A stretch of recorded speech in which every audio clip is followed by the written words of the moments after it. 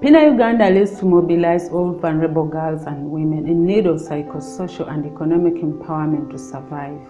And all our interventions target children that have been abandoned, sexually assaulted, and those living with HIV and AIDS.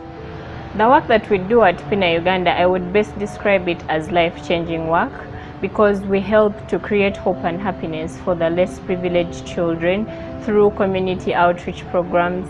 We do radio and talk shows where we address the issues that are affecting the young people. Before I joined PINA Uganda, I could not ably stand and boldly speak about issues that are affecting the young people. But now, PINA has nurtured me to be a role model, an advocate who can ably stand confidently and address issues that affect the young people, especially the adolescent girls and young women. PINA Uganda empowers vulnerable children to dream dreams of a better tomorrow, and we empower young people to become leaders of today and tomorrow.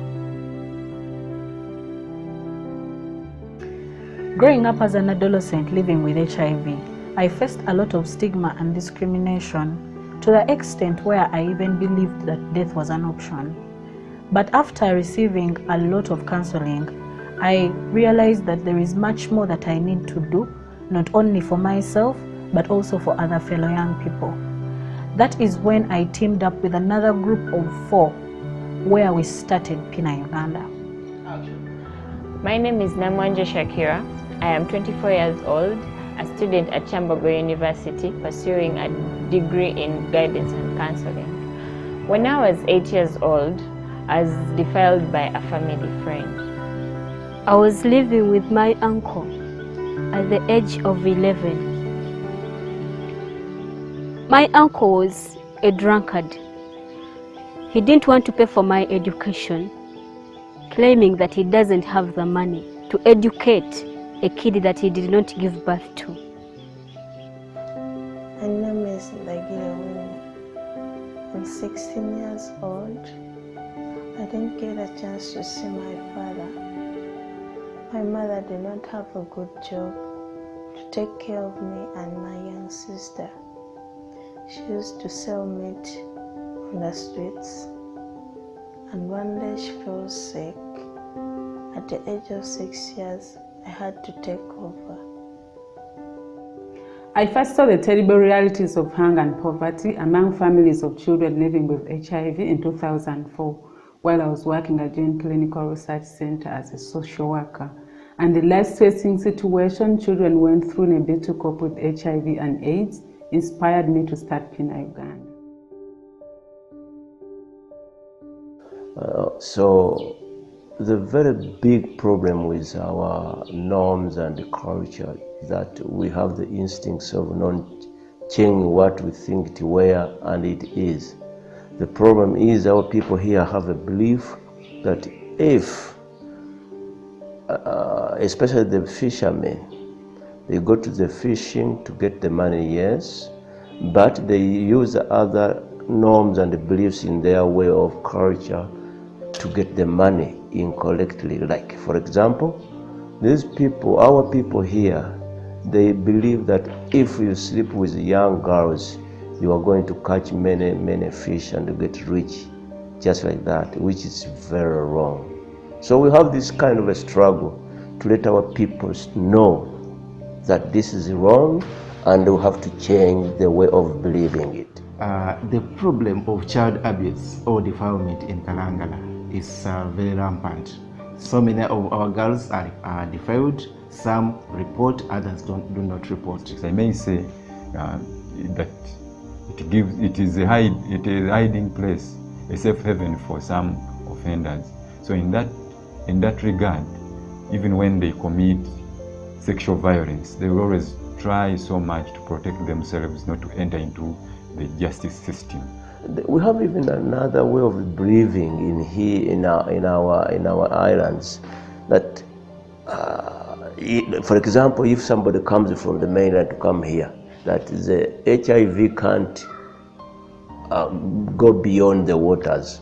So if he's sick from the mainland to come here, when he's crossing the water, he will be okay when he reaches this end. So we have a lot of work to let our people know the problem. If we don't, I think we have no hope. But also, even given that there are no social controls, even parents may not go on also to have sexual events with their children, because no one cares in such a location. Since the district is one of the high HIV prevalent district, that whatever we think about HIV prevention, we think about giving hope and building a generation that will assert control over its reproductive health. As a district, we have failed, as in Sese Islands, we don't have a rehabilitation center for these girls, so they end up getting they end up being subjected to abuse by the very community which would have supported them. And even as government, we have not come up to put up a rehabilitation center where these girls could be rehabilitated and they continue living a meaningful life. For any person, any individual and any organization, it's very critical for us now to look on the direction of where should victims of sexual violence go, because now the family is not there and the entire social structure is not there. Then where should these survivors go? And that is the question even the survivors ask themselves. If I report my father, where should I go? If I report my neighbor, where should I go? So where should they go? The community needs to support the girl child who has been sexually abused by giving her support, caring for them, and loving them to enable them cope with the trauma that they are facing and also cope with the challenges of living with HIV.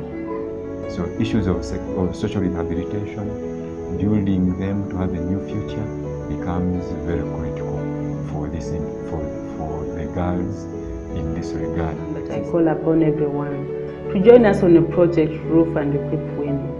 We want to set up a rehabilitation center for survivors of sexual abuse in Sese Islands with vocational skills and academic scholarship opportunities.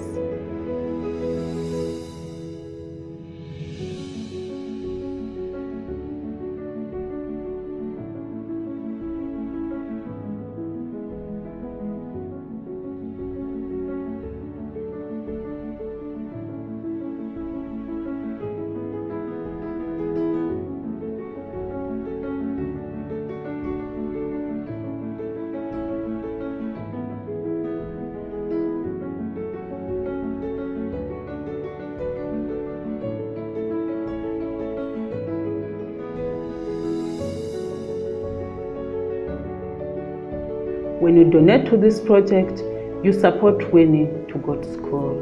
When you donate to this project, that means Winnie won't be trafficked for cheap labor and sexual exploitation. That means Winnie will have an opportunity to attend school. But most importantly, you prevent Winnie from sexual abuse.